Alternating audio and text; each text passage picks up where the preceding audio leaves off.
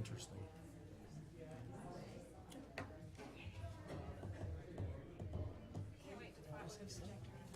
Yay! Super stoked. He's worried that when we put the sewer system in, he has to get a contractor to shift him from septic to the stub out. He's worried about the ability to get a contractor to do that. I'm like, dude, you're lucky. I mean, that's I think I got it figured out. there's way bigger fish to fry. I got it figured out.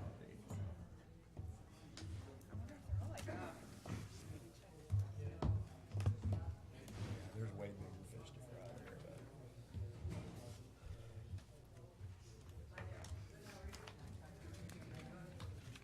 Invocation. Second-hand approaches, as they say. Thank you for that. And didn't- That's good information. Some of them are already antiquated, or one of them. Yeah, oh, yeah. One linked to USA and Probably not as good as I thought, but Okay. that gives us a stone. Yeah, I read about the. I never could find a land department. Yeah, and I have an updated one too. But now, the last time that happened, when Chris Callahan called him the vice president in charge of land, and said, "You know, what can we do to make this?" His first was, "We don't own anything." And Chris Callahan said, "Well, talk to your lawyer." So anyway, that's. Well, anyway, I'm just relieved that you're. I had forgotten the interest rate goes through Jack Hunt and John Moore's property. Now, there was an easement by prescription, if nothing else. You can't expand it without actually buying it. Yeah, the easement's in place though, I think, right? If not, there's what I call, what legally is an easement by prescription. Yeah, yeah.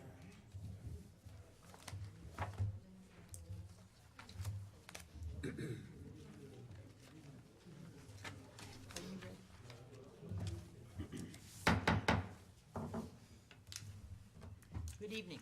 We'll call to order the Town of Lake Lure Town Council regular meeting Tuesday, January 11th, 2022. If you'll please rise for the invocation.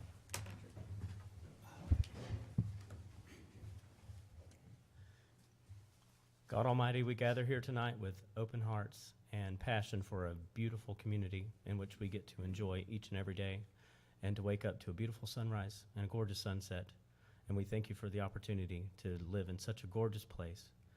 Thank you for allowing us to have such an amazing talent within our community so that we can create a new and vibrant place as we move forward in all the challenges that we're facing. Thank you very much for our emergency services and first responders and all the hard work that they do. And we pray that you'll give us guidance, faith, understanding, and intelligence as we make these strong decisions as we move forward in our community. And it is in all of the things that we do together as a community and as a group, as a collective, and we lift it up to you tonight.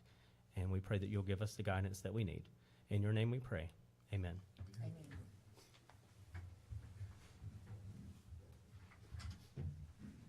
I pledge allegiance to the flag of the United States of America and to the republic for which it stands, one nation, under God, indivisible, with liberty and justice for all.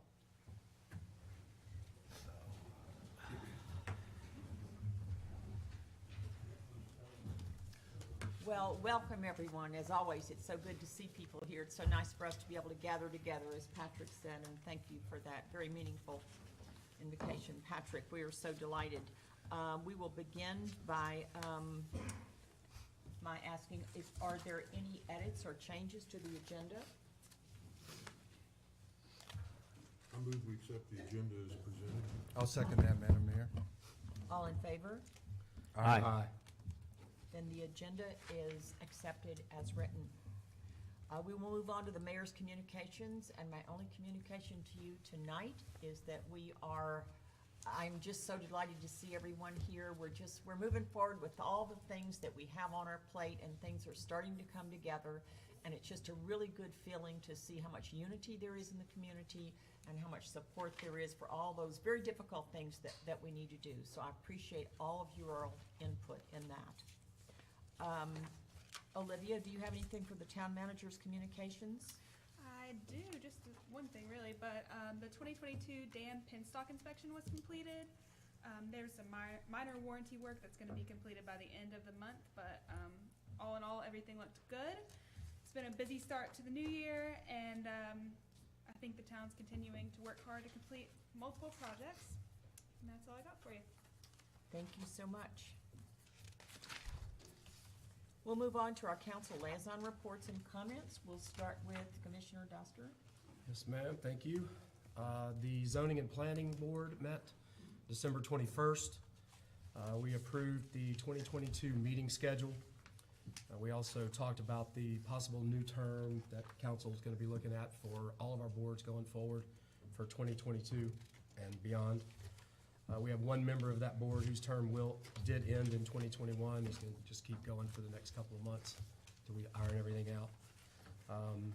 They basically had a little discussion on the consistency and using common sense on our variances, and they wanted to make sure that we're always making Lake Lure a great place to do business. The UAB met January 4th. We discussed the same thing with the role of the boards going forward, the meeting schedule for 2022. This board brought to my attention they would love to help as advocates for some of our projects. They are going to send me a list of ideas they have that may be useful for council, that board might be able to do to help us in communicating out to everyone. Maybe something's getting ready to happen in your neighborhood, and we can get out to make sure everybody understands what's going on. They were very interested in how they could help spread the information and make it positive, so I'll look forward to that. That's it. Thank you very much. Mr. Diorio. Thank you, Madam Mayor. Lake Advisory Board did meet this month. It was an organizational type meeting. One of the things that they looked at were the goals for 2022, and the big picture for where the LAB will be going this year is really a comprehensive review of the original 2006 study where the lake, that was the last study, comprehensive study that was done, where the lake built their lake use model, and all the regulations, current regulations are based on that 2006 study. Well, after, 15, 16 years now, there's new types of boats out there, new classes of boats, new technologies. Many things have changed in the last 15 or 16 years.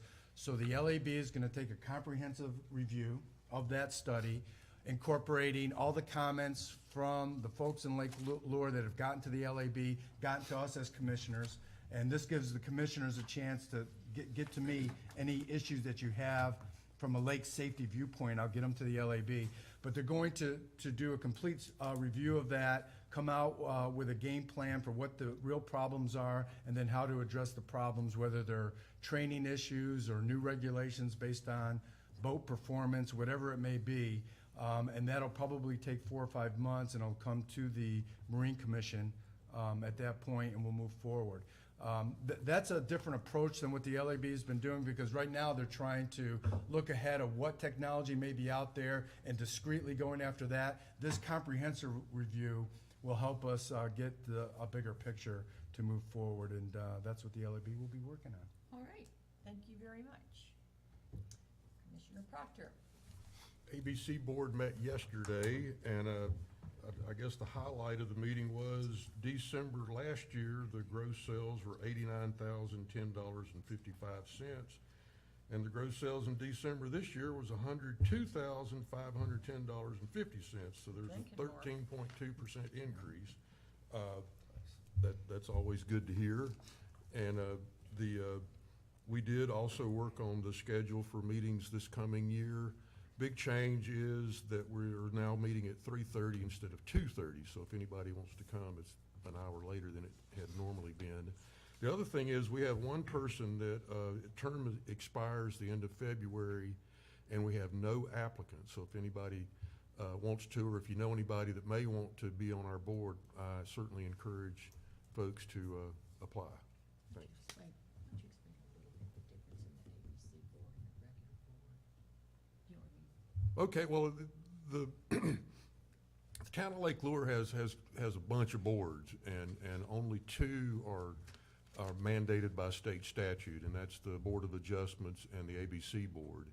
And the ABC Board actually is an entity that hires and fires the ABC manager and sets policy for the store. So it's quite a bit different than the other council-appointed committees and boards. So it's a really important board. Has lots of responsibilities, but here again, I do encourage folks to apply if you would like to be on it. Thank you so much. Thank you, Jim. All right, Patrick. All right. Good evening, everyone. Thank you. Parks and Recreation met January the 6th. A couple of top-level items. Mr. Walters has been elected to serve as chairman again, and Mr. Dittmer as vice chairman. Those will come up in February again. So I would like to thank Mark Hook and his subcommittee for an incredible job as they were trying to find a way to see what opportunities we have moving forward for the golf course. And he gave a very passionate report for those. As you know, the golf course is closed as of December 31st this year, and the Minix will be working on their transition to finish up at the end of this month. Parks and Rec did recommend to lake operations and public operations to keep people off the course until the end of the month, but that has not been approved just yet. Just give them the time that they can. So it is a large chapter of our community that is changing, as with many things that are changing here. So it was an emotional moment in our meeting on that day. But they did have a record moment. 2021's totals were 8,272, including foot golf, and was incredible. I would like to give a moment to give the Minix a personal moment of appreciation for all of their hard work that they did in their decade at the golf course.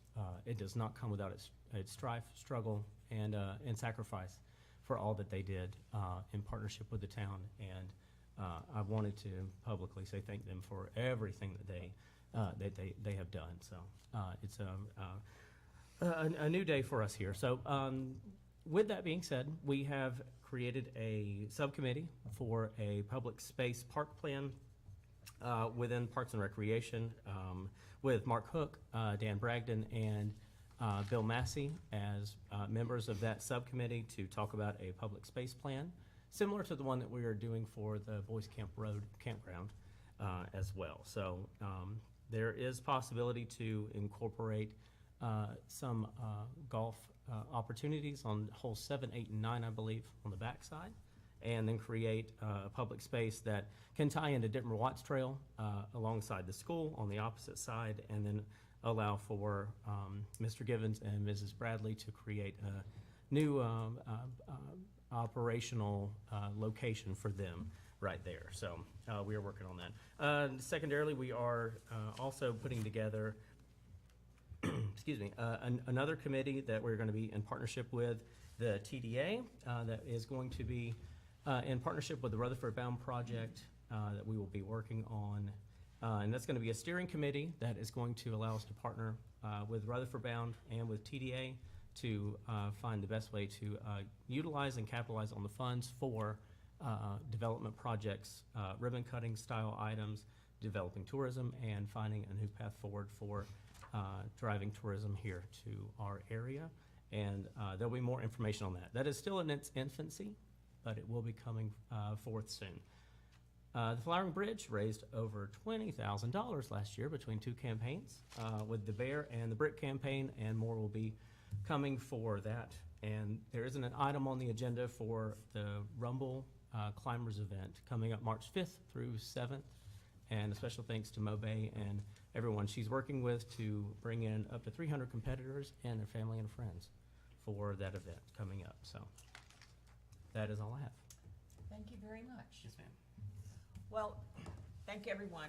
Some people we've juggled a little bit who's the council liaison for different advisory committees, and we certainly have 2 new commissioners. So I think everyone knows that we are in the process of taking a good look at our advisory committees to make sure that they are they're doing the job for which they are that they're supposed to be doing as far as the mission is concerned, to make sure that the council is interacting well with the advisory board committees, and that we're kind of all on the same page. So we are going to have actually a working meeting at the end of this month, and we're going to be looking at each one of those, making sure that we're following the bylaws that are there, making any changes that we need to do. We certainly appreciate anyone who agreed to, if their term was up December 31st, several people have agreed to stay over in their position until for a couple of months, until we find someone else to take their place.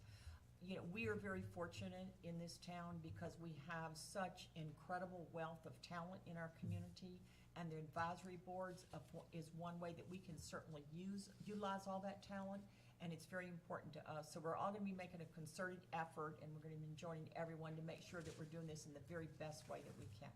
So you'll be hearing more about that later. Our next item on our agenda is presentation, and it's a presentation by the Chamber of Hickory Nut Gorge, and we are delighted. Thank you.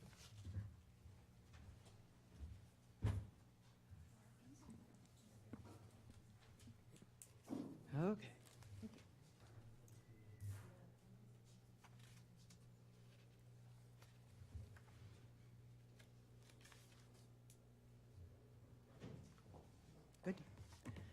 Good evening. Madam Mayor, Commissioners, and our wonderful community members and supporters, thank you for letting me speak here tonight.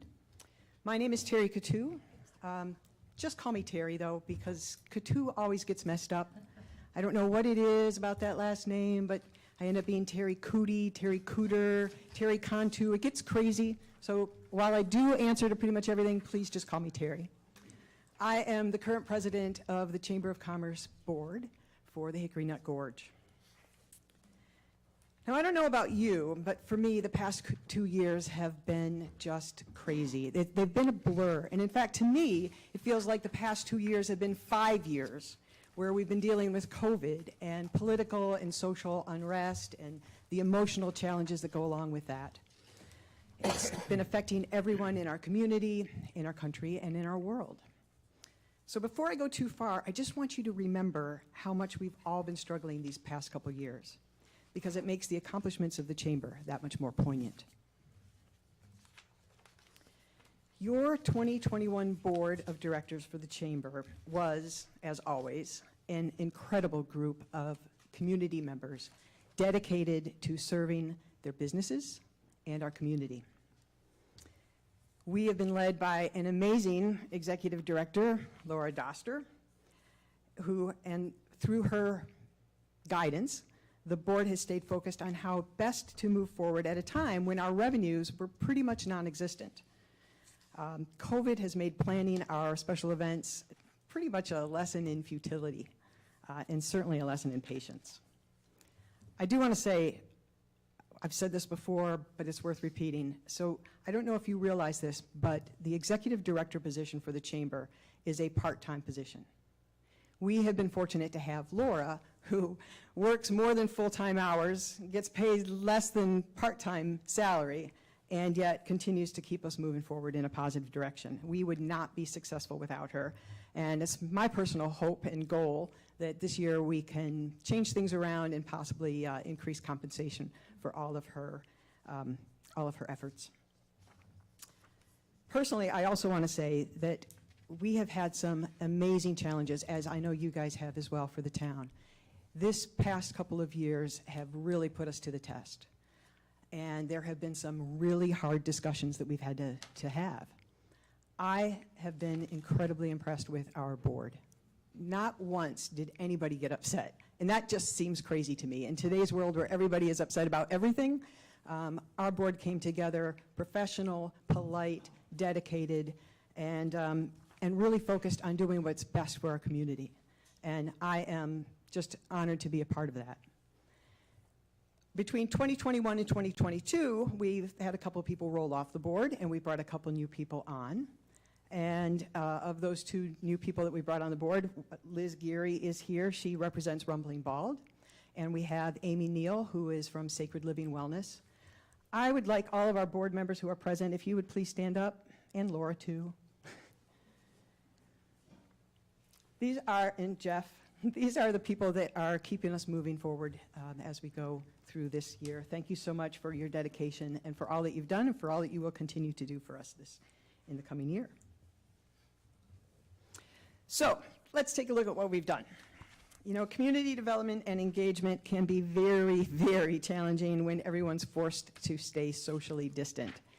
Makes it even harder for us when COVID is keeping us from planning our fundraising efforts. What do we do if we can't fundraise and bring in revenues? Nonetheless, we have stayed active in helping provide COVID services and sharing information. And as the year went on, we were able to offer some excursions that people who were ready to get out and see things were able to enjoy.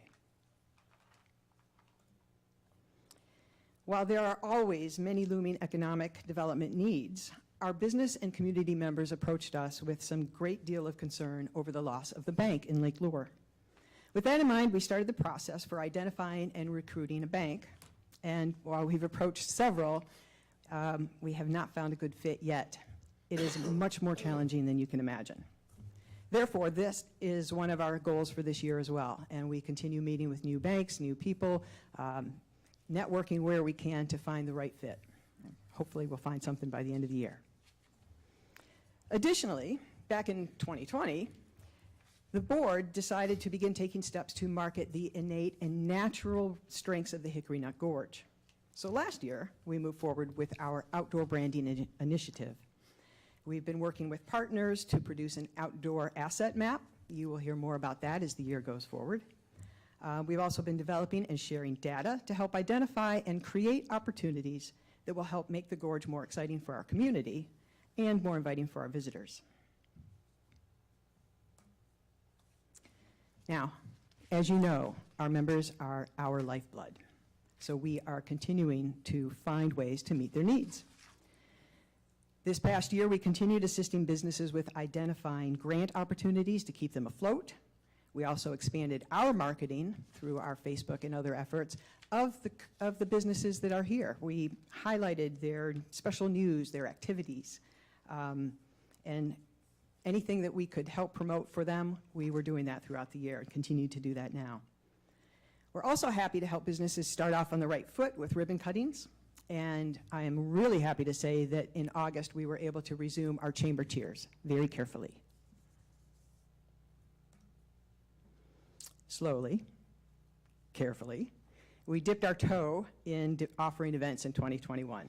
Now, we were not able to bring masses of people like we were in the past, so we looked for outdoor activities where people could remain socially distant when possible. Fortunately, as the year went on, COVID was less of a concern, certainly less of a concern than it is right now, and we started to have a little bit of a sense of normalcy and being able to get things out, offer events and get people together. We especially enjoyed offering some amazing fireworks, being part of the Lake Lure Olympiad, having the time of our lives at a very special party at Mountain Brook Vineyards, and expanding our annual tree lighting ceremony and lighting of the Gorge event. I don't know if you were there. It was cold, but it was a lot of fun. And we continue to build that every year. That's our goal.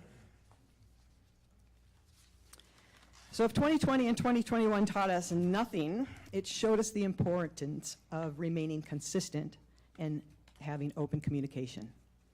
With that in mind, we implemented and really dug deep into our weekly e-newsletter. I want to say that Laura herself puts together the weekly newsletter that goes out to all of our members. She shares important news, events, activities, anything that is going to be helpful to our members. If you are not receiving that e-newsletter and you are a member, please let us know. Also, check your spam folder. But we might not have your right email address. We want to make sure you get the email and then open the attachment. This is one of those emails where you can open the attachment and it's going to be okay.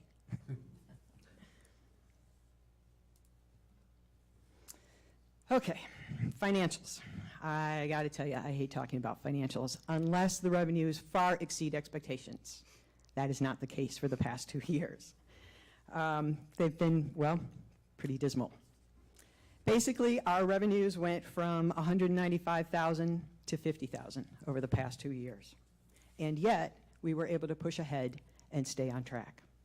So this slide really kind of says it all, and I'm not going to say much about it. Well, okay, I got to say a little bit about it. What I want to add is how impressed I was at how your board absolutely adapted to the financial challenges and dramatically decreased expenditures. We only used what was absolutely necessary to keep things moving. I also want to give a special shout out to our treasurer, John Anderson. He's not here tonight, but John is an incredibly talented financial consultant who helped us create and maintain a realistic budget to get us through these hard times. Now, hopefully, by this point, you recognize that in spite of all of the challenges, your chamber remains focused on the positives. We continue to adapt to the needs of our community. While COVID continues to be a problem and a challenge everywhere, we have some activities coming that will benefit everyone. Since we can't see the future, we cannot promise that in 2022 we're going to bring back all the events that we're known for. I know you would like us to, and we would too, but we just can't do it. What we can promise is that all of our future events are going to have to meet a very stringent criteria. We want to make sure that these events that we become part of have a good ROI, that we have the resources needed to make them effective, and that they meet the needs of our community. From a big picture view, our plans for 2022 pretty much are about expanding our current programs and identifying new ways to be resources for our community members and our business members especially. Now, do you want to know some of the specifics of what we have coming? Probably. One group that has been a great asset for Laura and therefore for us as a chamber is the Western North Carolina chapter of, I got to get this right, the Carolina Association of Chamber of Commerce Executives. I knew I had to write this down because there's no way I was going to remember all that. The information that they share, the resources that they provide, and the help that they give has just been instrumental for our programs over the last 2 years and certainly as we move forward. So with that in mind, you'll see on our list here that over this year we are increasingly active in their spring and fall conferences. We are actually going to be presenting, we're going to be hosting, we're also going to be involved in their legislative efforts in Raleigh. Of special note, we are working to bring a farmer's market to the area. I know a lot of people are happy about that. And of also special note is we are working with the Rutherford TDA to develop a Gorge-wide winter theme of events next year that will provide activities for our community while attracting visitors. It's going to be awesome. So I've shared some of the things that we focused on last year, and I gave a sneak peek into some of the things we're working on for 2022. But one of the common questions that we get, that I get, that we've even asked ourselves as a board for the chamber is, what's your purpose? What is the purpose of the chamber? I would like to answer that with a short story. Once upon a time, in a very small but awesome community in North Carolina, there were several groups that worked to serve the community and the visitors in many, many wonderful ways. So one day, the Chamber of Commerce said, hey, let's have a big dinner and invite everybody to the table. They had a banquet room that was set up with several large tables the tables were just overfilled with all the favorite food, all the best food you can imagine. There was prime rib and chicken and mashed potatoes and mac and cheese for me, cakes, pies, whatever your favorite food is, it was on the table somewhere. Everybody came together, community leaders, representatives from the schools, local businesses, short and long-term residents, and they all sat down for an incredible meal together. When everyone was seated, the director, very dynamic person, welcomed everyone and said, hey y'all, I hope you're hungry because we have some great food for you tonight. We're going to have a wonderful feast. But before we get started, there's one rule. You can only use the utensil that we provide. You cannot eat with your hands. You cannot use utensils that you might have in your purse or in your pocket. You have to use only what we give you. And you have to hold it at the far end, just like you would the fork or the spoon that you use at home. Everybody looked around and thought, hey, no big deal. As long as there's no chopsticks, I'm probably okay. And then the board, the chamber board members started bringing out utensils. And everyone was handed a giant spoon, just like this. Just huge, giant spoon. And they started trying to eat, right? You got this spoon, and you can shovel in a little bit of the mashed potatoes or whatever, but then you got to hold it at the end and get it to your mouth. And I don't know. I've tried a lot, but I cannot do that with a spoon this big. And people were getting frustrated and hungry and angry, which means hangry, and you don't want a bunch of hangry people hanging around, right? So all of a sudden, somebody, I think it was Laura Creedy, Laura took her spoon, dipped it into some mashed potatoes, and held it across the table to the chairman, councilman, who was sitting there across from her. And he had some mashed potatoes, and it was wonderful. And he returned the favor. And other people were looking around, and they noticed what was going on, and they all started following suit. And everybody started taking their spoon and feeding the people across from them. There were chamber members feeding business members. There were business members feeding town representatives. There were community organization members feeding community members. It was a giant food fest, and everybody was enjoying it. It continued until everybody was full and happy. That is the purpose of your chamber. That is why the chamber is here. We are here to bring together the many wonderful people and assets of our community so that we can work together to feed each other, so that in the end, we are all successful, happy, and full. Now, if you are not a chamber member, this is a good time to join. If you are a chamber member, this is a good time to up the ante and get more involved. We've got a lot of great things going on, and we need your help. Feel free to chat with any of our chamber members who are here tonight after the meeting, or give us a call, and we would be happy to sit down and tell you more about what we're doing and how you can get involved. Thank you, and remember, good things happen when you do good. Thank you, Terry, so much.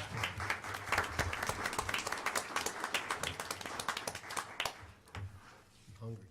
Thank you so much. That really, it's hard to imagine everything that went on in the last year, so thank you for summing it up. But, clearly, this is what we're all talking about. We're all partnering together to move Lake Lore forward, and it requires so much from so many different people, and we have so much talent in this community. And so just another example of our utilizing it. And we appreciate everything that you do, and I know it has been very difficult for a lot of different reasons because of COVID, but certainly one of the main ones being lack of revenue. So we appreciate that very much. Thank you. We will move on now to our public comment section. We have only one person who signed up to speak. Denise? Badillo. I was going to say, I don't know if that's how I'm used to pronouncing it. Is that how you do it, Badillo? Badillo, yes. At least that's how I pronounce it. I do too. Yes, if you'll just state your name and your address. Denise Badillo, 121 Shady Grove Lane, also 560 Crestview Drive, Somerville, South Carolina. All right, thank you. My husband and I felt we needed to speak to this council to correct multiple statements that have been said about us regarding our personal selves and our property on Shady Grove Lane. Let me begin by saying I'm sorry that this town council has had to waste its valuable resources over the past 4 years for no reason. Mr. Ronnie Wood lives on the same road as I do. Since the day we began construction, Mr. Wood has repeatedly called various town and county administrators to report a wrong he feels that we have committed. It is our understanding that Mr. Wood has spoken to this council on multiple occasions regarding the property and ourselves. It was not until Mr. Mike Williams stopped by our home to see this great light and mentioned that a complaint was made during the December 14th council. To my joy, I found that it had been recorded gave my husband and I a chance to hear what has been being said. On December 14th, Mr. Wood stated that we had brought a camper up and was staying in it, that we had broken all laws that was available to us, that he called the city and the city made us move the camper. The only truth to that entire statement was that he called the city. We did park my brother-in-law's camper on our property for approximately 1 year while we did renovations. We come up here most weekends. My brother-in-law comes up here. We try to enjoy ourselves. Mr. Mitchell Anderson called to come and check on us, said that somebody had complained. We knew who it was. He looked, he saw that we were not living in our camper, that there was no way we could be living in it, told us that we had the right to have that camper on our property at any place that we chose to within our property. We just could not stay in it. We were not. Mr. Wood also stated on the 14th that we brought up a golf cart and that he had to have the police come and remove it. We do have a golf cart. We called Miss Linda Ward. She told us where all we could go, how we could use it. We bought the permit. We transport the golf cart back and forth seasonally. The police never came to us and spoke to us about the golf cart. Let's see, his next statement was that we came up and put up a 500-watt light and then turned around and left. We did put up a powered LED light, and it was a bright light, and we did have it positioned incorrectly. We did not immediately leave. We stayed the night. We went out. We enjoyed the light. Oh, we can see our driveway. This is great. We went in. We went to bed. We left the next day. When we came back the next weekend, we saw how bright it was. He had never called us, nor none of the other neighbors had called us to ask us, to come up and do anything. We saw it. My husband repositioned the light. He called us back. We left that weekend. Mr. Woods called on that following Monday to tell Ricky that it was still too bright. My sister was staying up here. We asked her to unplug it. That was not good enough for Mr. Woods, though, because he still had to come here on the 14th and complain about a light that was not even working at the time. Since then, at that time, Mr. Williams came by the house, spoke to my son-in-law, asked for us to give him a call. We called him the next day. He told me about the being here and the communications. He could not see how bright the light was. Said that we could have a light up, just to try to be courteous and not to have it too bright. We have since replugged the light in. It is, you cannot see it from the road. It does not blind anyone. It lights up our driveway. It's like 120 watt LED light. The weekend before last, Mr. Wood called the police on our dogs barking at 5:30 in the afternoon. The police officer, Mr. Wells, had to come up. It's 5:30, 6 o'clock at night. We had left to go get groceries, left the dogs on the porch. We bring the dogs in the evening so they do not disturb anybody in the middle of the night, but our dogs are like any other dogs. They bark when they hear other dogs barking, when they see an animal or anything in that nature. They do not bark long. There was no sense for the call. Again, I'm sure Mr. Wells heard much more from me than he wanted to, but at this point, we are done. As I mentioned, we found our property in October of 2018. We understood that there were restrictions pertaining to the size of the lot we had to have in order to build on it. We performed our due diligence and was told by Mr. Brad Burton, who was the community development director at that time, that we had been grandfathered in, that our lot was grandfathered in, and that although it was 1/10 of an acre short of 2 acres, we still had the right to build on our property. So we bought the property, we closed on it, and began construction in 2019. From that day forward, we have done everything in our power to be a good neighbor. We are on a first-name basis with most of the town. Well, a lot of people have retired. I understand that Mitch has left, and Brad's retired, and Linda's retired, but we became on first-name basis from all the complaints that has been placed on us. The only time that any complaint has been factual was that our light was bright, and we did try to fix it as soon as we found out about it. We have moved our drainage to appease him, drainage coming off of our house. He said that the rain coming out of our gutters was too much for him. We adjusted our porch light because he said it was shining into his laundry room. We allow him and several of the other people that live on our one little road to keep their trash cans on our property. I mean, we have done everything we can to be a good neighbor.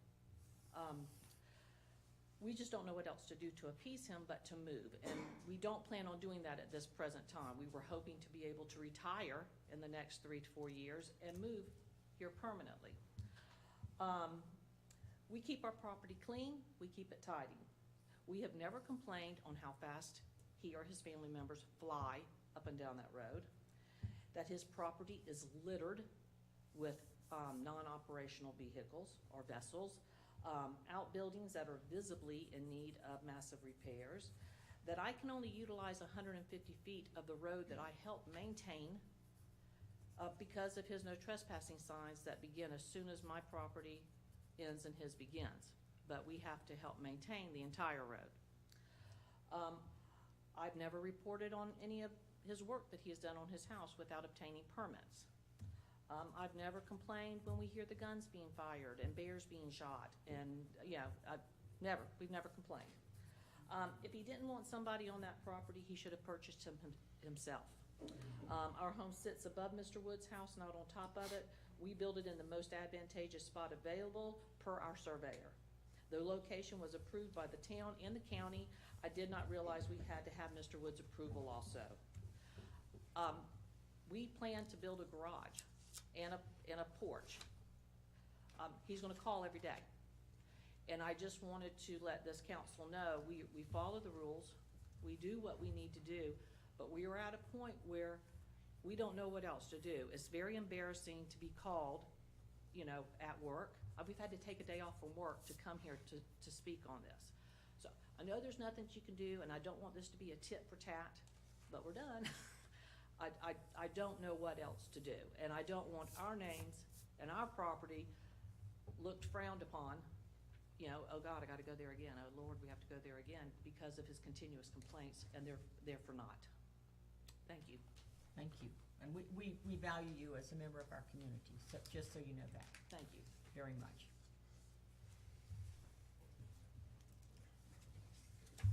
There was no one else who signed to make a public comment. Is there anyone in the audience who would like to do so? Then we'll move on to our next item, which is the consent agenda. And had an opportunity to review the consent agenda. Do I hear a motion to accept it as written?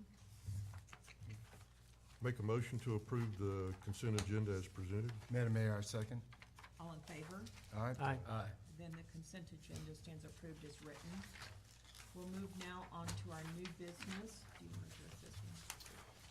Yeah, Madam Mayor, so new business, Labella, our engineering agent for the sewer system, is looking to advance design of the sewer system.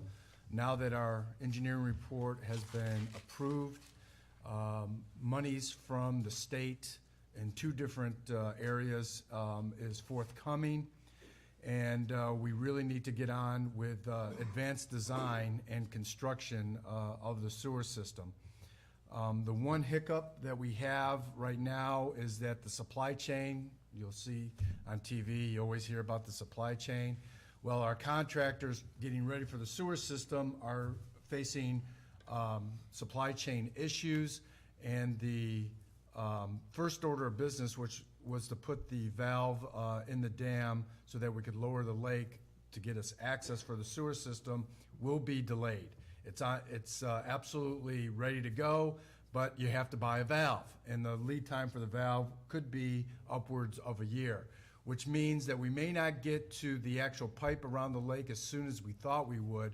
So we're looking at, and the reason I bring this up, they're looking at alternative parts of the project that could be done short of actually starting the ring sewer system around the lake.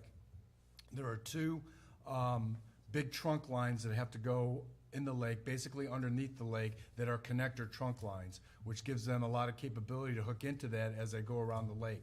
Those trunk lines can go in without having to go down 20 feet. Those trunk lines can go in just going down 12 feet, which means they're not directly linked to the valve. So This Labella Task Order 11 is to move forward with design of those trunk valves, which will add flexibility in putting the sewer system in. And I make a motion that we approve Labella Task Order number 11. Need a second? I'll second. All in favor? Aye? Then the task order is approved unanimously. We are now, we'll be going into closed session, and that will be the last thing on our agenda. I just wanted to let you know that, so that you wouldn't sit here and wait for us to be finished and come back out. Once again, we appreciate so much everyone being here and everybody's input. It certainly takes everyone in this community for us to move forward. Do I hear a motion for us to go into closed session? Make a motion that we adjourn for closed session. You need to read. I'll do it. Oh, I'm I'll do sorry. it. I'll You make got the, it? I'll make Are the you- motion, you can follow up, Scott, if you Sorry. would. So, Madam Mayor, I move that we move into closed session in accordance with GS 143-318, TAC 11 Alpha 6, for the purpose of discussing personnel matters, and in accordance with GS 143-318, TAC 11 Alpha 3, for attorney-client privilege for legal claims. Second. All in favor? Aye? Then we will now go into closed session. Thank you all so much. Maybe all for a 5-minute recess? Yes, we are definitely having a 5-minute recess because we need time actually to set up the, Patrick, Oh, no, it's Tony. Yeah, I just have my finger No, on it and then it's he's got the UAB now, so I'll have Scott, he knows, did you met? Yeah, we met. Yeah, so,